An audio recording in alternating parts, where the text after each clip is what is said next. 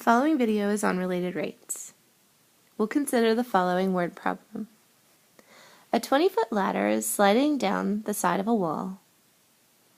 The base of the ladder is moving away from the base of the wall at a rate of 5 feet per second. How fast is the top of the ladder sliding down the wall when the base of the ladder is 7 feet from the base of the wall? I'm going to show you both the steps that I do on the left side of the screen, as well as the work that I do for this problem on the right side of the screen. The first step is to draw and label a picture. Notice that in this picture we have a ladder sliding down the wall. Any distances that are not changing, I can assign with a number. So for example, the length of the ladder is not changing throughout the problem, so I can keep it as 20. The distance x is going to represent the distance from the base of the wall to the base of the ladder, and notice that x is changing as the problem takes place. As the ladder slides down the wall, x is changing. So I need to give that a variable. I cannot label that with a number. The same with the distance from the top of the ladder to the base of the wall. That length is changing, so I cannot label it with a number. I need to give it a variable. So any fixed values we give a number, and everything else we give a letter. Step 2, we need to list what we know and what we're looking for. So we know that the rate of change of the base of the ladder from the wall is 5 feet per second. The base of the ladder is moving away from the wall at a rate of 5 feet per second. We also know that we want the rate at which the top of the ladder is sliding down the wall when the base is 7 feet. So we want dy by dt, that's the rate of change of y with respect to time, when x is 7 feet.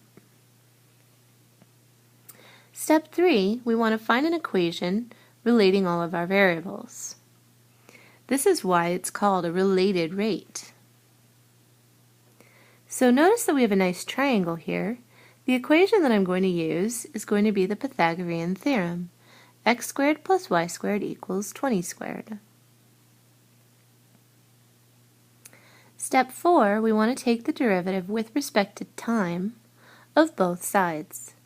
So when I apply the derivative to both sides, notice that I'm going to have to use implicit differentiation.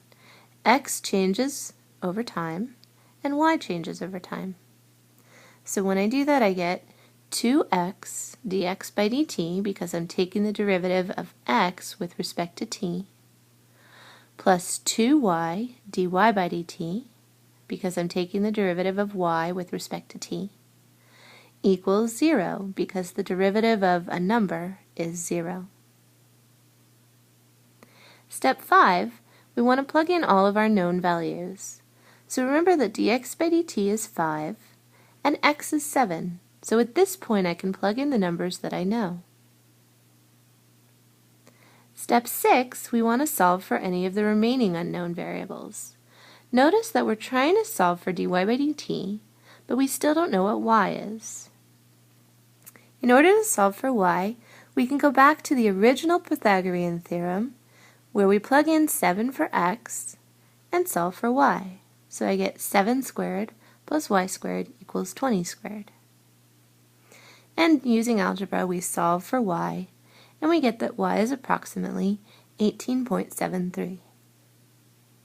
I can now plug in 18.73 and for y back into the related rate problem. And now the only variable left is dy by dt. So step 7, we can solve for the desired value. We want to solve for dy by dt. Using basic algebra, once again, we get that dy by dt is negative 1.87. And the last step is to write the units with our answer. Notice that y is being measured in feet, and t is being measured in seconds. So dy by dt is measured in feet per second. So our final answer is negative 1.87 feet per second. The answer is negative because notice that y is becoming smaller and smaller as time moves on. The top of the ladder is sliding down the wall. So dy by dt is the rate of change of the length of y over time, and we want that to be decreasing. So I've rewritten the steps from the previous slide on the upper left-hand corner of this slide. And let's look at the following problem. A circle's radius is increasing at a rate of 1 meter per hour. How fast is the circumference changing when the area of the circle is 4 pi meters squared? First step is draw and label a picture.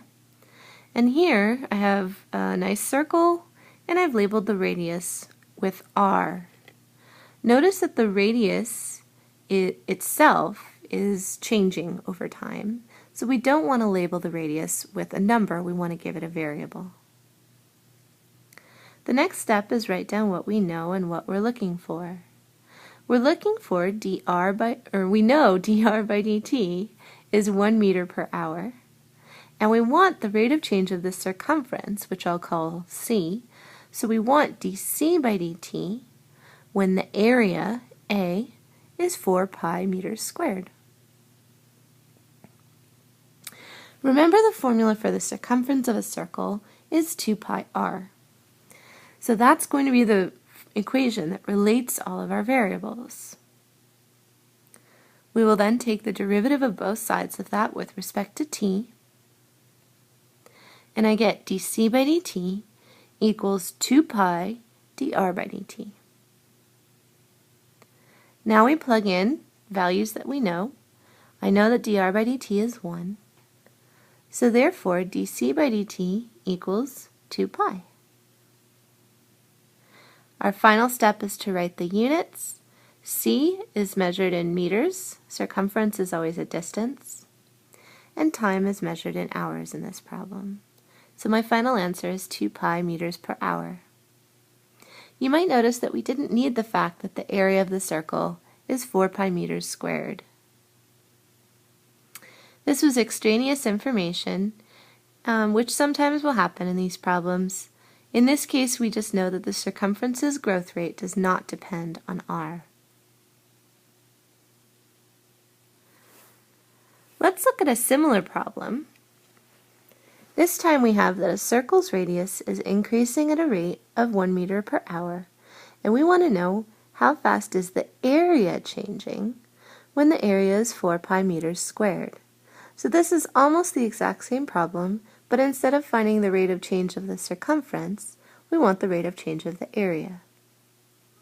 Our picture is going to stay the same, and we know that dr by dt is 1 meter per hour, just like before. This time, however, we want dA by dt when A equals 4 pi meters squared.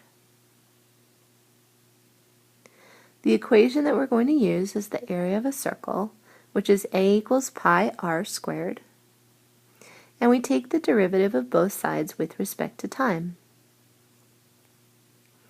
We end up with dA by dt equals pi times 2r times dr by dt. We plug in our value for dr by dt, but notice that we still need to figure out what r is. So we want to find r when the area is equal to 4 pi meters squared. Since the area is equal to pi r squared, we can solve for r, and we get r equals plus or minus 2. Since r is a radius, it can't be negative, so we're only going to take the value of r equal to positive 2. Therefore, dA by dt equals 2 pi times 2 times 1, which is 4 pi. And for the units, notice that area is measured in square meters and time is measured in hours. So we're going to get 4 pi meters squared per hour. And that's our final answer.